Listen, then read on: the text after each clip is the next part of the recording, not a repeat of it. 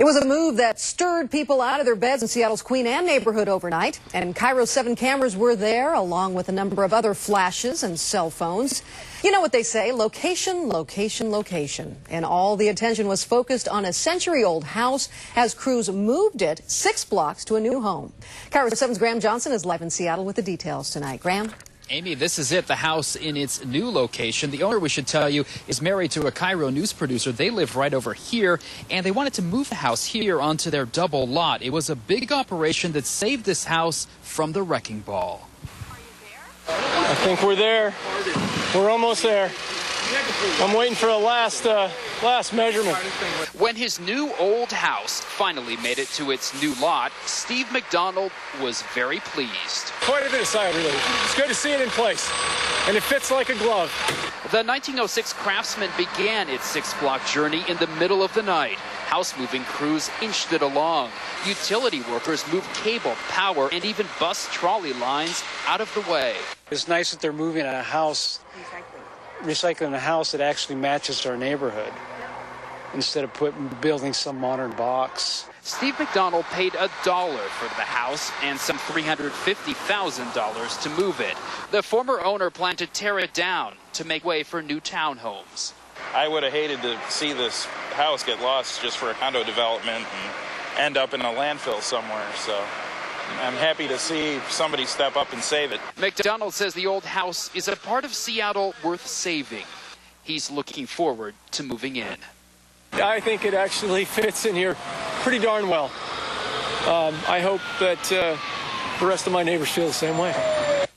Well, the only concern we heard from neighbors was about trimming the trees to move this house. Most told us losing some branches was worth saving this old house. Live in Seattle, Graham Johnson, KIRO 7 Eyewitness News.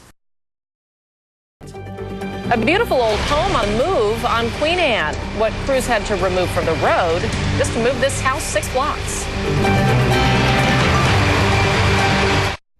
Well, we all know that moving is rarely easy. All those bulky boxes and heavy furniture. So imagine moving this. Early this morning on Queen Anne, a house built in about 1906 was moved 6 blocks. The vacant house was slated for demolition until a local architect decided to save the 2-story Craftsman.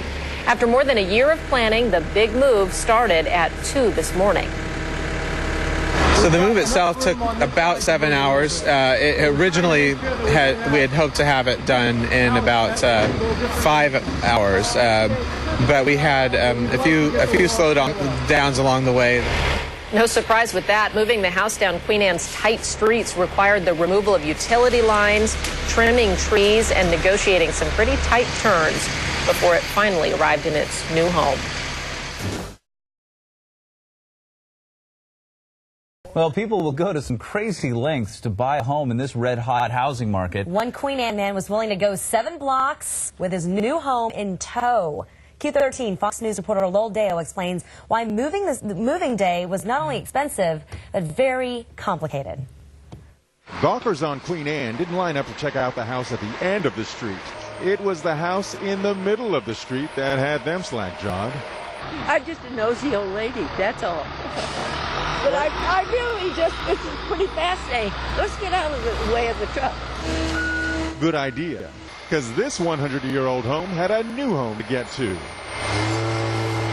The streets were very narrow, and we had to be very careful coming through the trees. Luckily, the client hired 2 arborists to be on site to really do the best that they could to selectively prune the trees. Turns out a few trees around 2nd and Boston weren't the main concern. It was the ever-present power lines that sent jolts of nerves throughout the crowd. Crews with Seattle City Light and Metro juggled to keep those power and trolley lines out of the way, but they may not have minded. The city of Seattle has been very supportive of house moves, and we really love seeing that because more and more houses can be saved and kept from going into the landfills.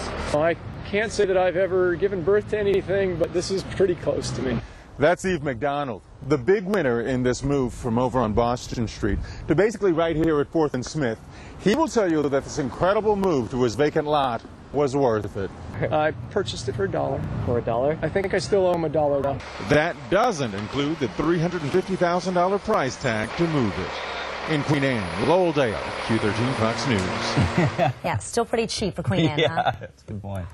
Marine scientists found... An architect on Queen Anne recently embarked on an ambitious family project to save his century-old craftsman home from demolition. As Kelly Gunther reports, the house only moved 6 blocks, but it took a year of planning to pull off this all-night move. It's not something you see every day. 60 tons of house inching down a narrow street on Queen Anne Hill. What you're seeing is a labor of love, an act of preservation, and believe it or not, a great example of environmentalism. It all began a year ago. Architect Steve McDonald and his family were at a dinner party when this house came up. A developer they knew was lamenting the fact that he was going to have to tear down this old home to make way for one of his new projects, townhomes. He threw something out there. He said, I wish I had a place to move it to. And we struck up a conversation after that and found a place that he could move it to. Right next door to their house, Steve and Natalia Dotto had a large yard with a garage and had been thinking of building their dream home on it at some point in the future. It has never been developed. It had a garage, which was an accessory structure to our home. But it wasn't an easy sell. You know what? I didn't even step foot into this Craftsman until what, 2 months ago? Yeah. So I was really iffy about the whole thing.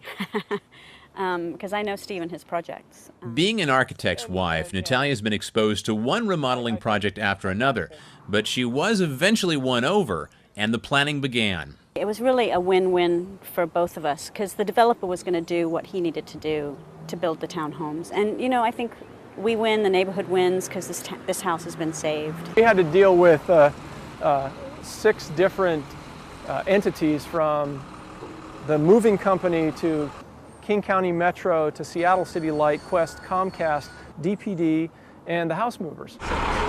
On a recent moonlit night, this house inched its way from its original location on Boston Street to its new home 6 blocks away next to Steve and Natalia's house. It was an all-night endeavor on roads that were originally designed for horses and not cars. Automobiles that parked illegally were towed. All kinds of utilities had to be uncoupled and then reconnected as this 100-year-old home slowly trundled by.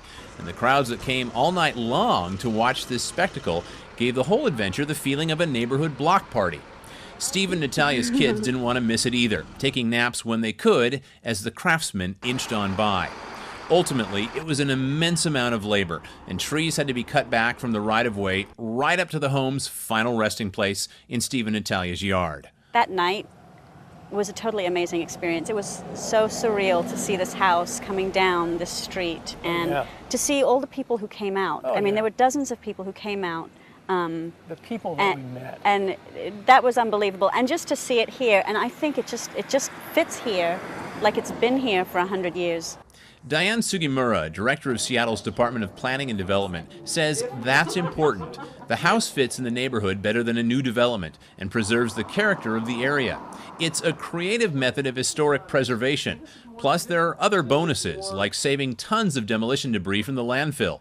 Some 30% of all waste in landfills is from construction. Saving a structure is by far better than raising a structure and building something new. You know, you're saving not only the labor, you're saving the materials that would otherwise end up in a landfill and useful to no one.